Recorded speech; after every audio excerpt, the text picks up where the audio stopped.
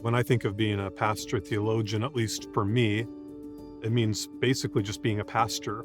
My job is to love and care for the people in my church, to share God's word with them, to do all the normal things that a pastor does.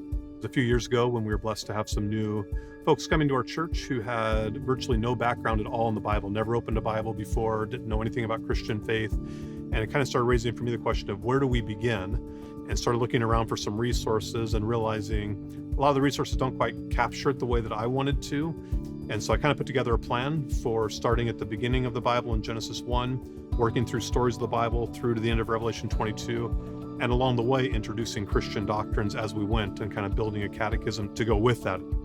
It was a lot for me to try to put all that together and make sure that I capture the basics of theology along the way. Did I capture the most relevant biblical stories along the way?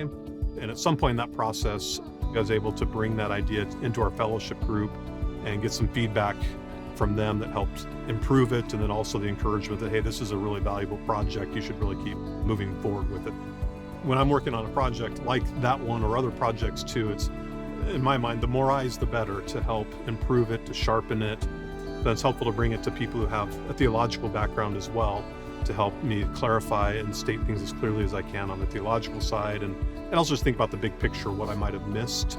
My involvement in the CPT, it not only provides me encouragement, but it continues to sharpen and to refine my thinking about what's going on in my congregation and how I can better serve and equip them. So to me, it's a really vital part of my ongoing education, my remaining sharp as a pastor, and my congregation is benefiting from that. Maybe not always knowing exactly where all that came from, but benefiting from it indirectly through the ministry, hopefully, that I'm providing for them.